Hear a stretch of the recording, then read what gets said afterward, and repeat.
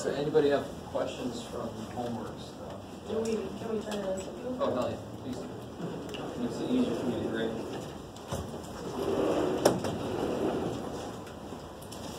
Even if you don't have the book, you have the first 3 homework assignments that are sent out. I think everybody's got it now. Somebody told me their email wasn't right, so I sent it to you. No, yes? Did you get it? You haven't? Yeah. Okay, good. Okay, good. You didn't get it? No, I did. You did? Okay, good. That's right. All right, so don't give me the, I don't have a textbook. I don't care. You can get started on the homework. Cool. I can't stress how important homework is. It's just the attitude about homework is just totally wrong. That's how you get practice. Just doing that. And if you don't practice, you're going to suck. So, don't suck. Anything from homework? Any questions? Or? Okay. Yes? It's just the calculator stuff. It's a little confusing. Oh, so which problems were for calculators? I think the y sub 1, it gets the y equals. Oh, where's that at in the homework? Are you in chapter 2 already? Yeah, 2, 4, Okay. 3. Oh, 2, 3. All right. You're just a little bit ahead. That's all right. So we're going to get there eventually. Yeah, I think tomorrow, actually, I'm going to bring my cooler of calculators. It's a little bag of calculators. If you don't have one yet, bring those. And we'll focus on some of the basic graphing stuff for that. That's coming up soon. Chapter 3 especially is all about graphing. Anything else from the homework? Did you have a question? You're good? Okay. Wherever you like, yeah. Okay. Ooh, all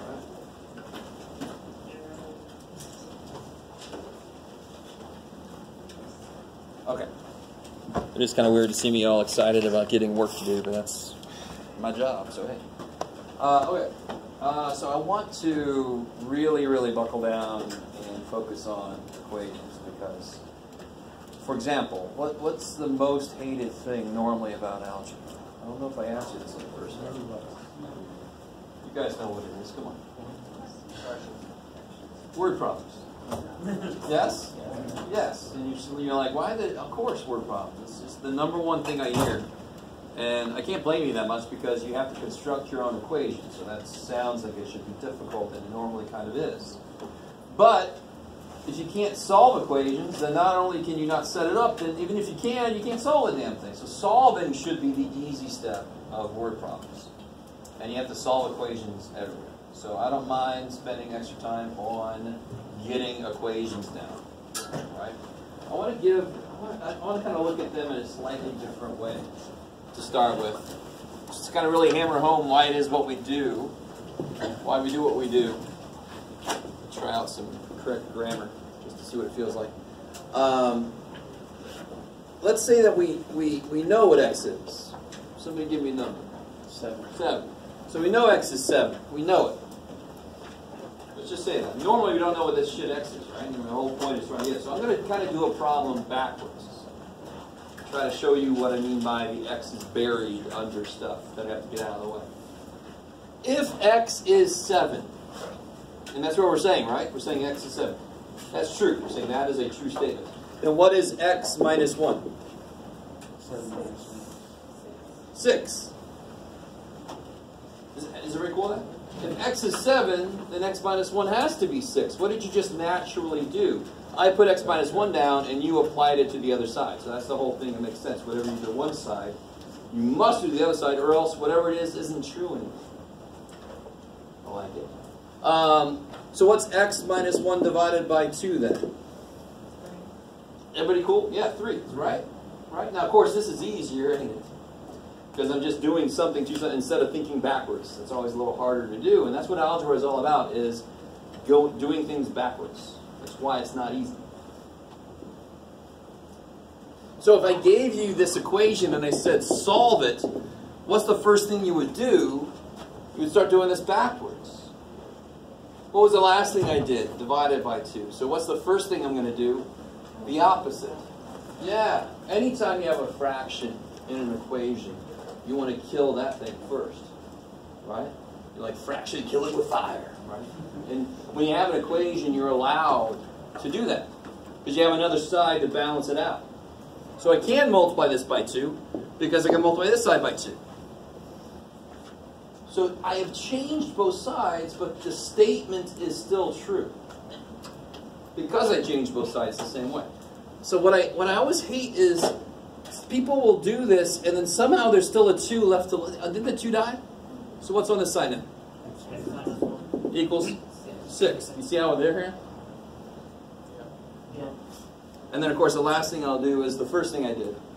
So I buried the x, didn't I? I buried the x under all this shit. And now I'm unburying it. So then you would do what to both sides? Add 1. There we are back to what we knew as true. X is 7. Does that help at all? I don't know if you guys ever see that backwards. Of course, you're never going to start backwards, but this is kind of nifty to see why this direction works, because I'm undoing this direction. Really.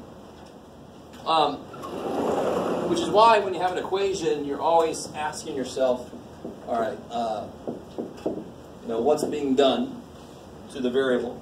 In this case, divided by 7, so how do I undo that? Multiply by 7. So on both sides, I just multiply by 7. Those cancel. X equals 77. Kick ass. And then you can plug it back in and check it. It's just that when we start putting multiple steps on, and you start to wonder, what do I do first? What do I do? So let's take another step up here for a second.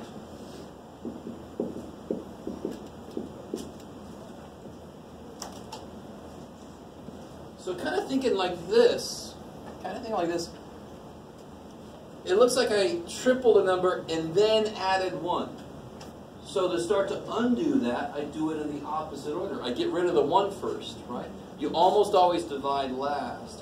Because if I divide too early, I make all these fractions that I then have to work with. Which if I force you to, you should be able to. Right? But even me, I'm good at math. I ain't going to do that. I don't have to. Shit, no. So of course you're going to subtract 1. Goes away. 3x is here. Equals 4 minus 1, 3. So think about it. What do I add to 1 to get 4? What do I add to 1 to get 4? 1. What do I add to 1 3. to get 4? 3. So look, I really want you guys to see what we just did. Whatever this is, I'm adding it to 1 to get 4. So what must this be? Frickin' 3. We already know that. Whatever is here better be 3, so that when I add 1 to it, I get 4. You guys see the connection there? So the algebraic steps help us for when things get way too complicated, but you can step back and see, oh, that's exactly what makes sense. It's exactly what I would do without algebra.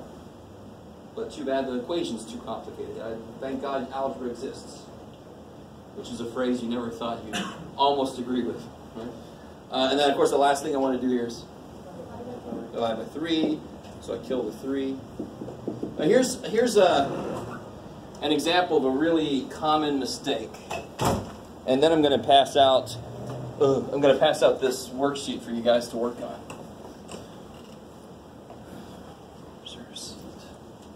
Over there? Yeah. What was it? Oh, yeah. This one kind of drives me a little crazy, but... Yes, sir. I want to ask a quick question on the last one. Right there where you nullified the 3. In order to get rid of the 3, you using just 3, or is it minus 3? Okay. So let me write this again. So I got 3x plus 1 equals 4. Subtract 1. You're cool with there, right? Right, to there. It's funny. I think what you're asking is exactly what I'm going to talk about right now.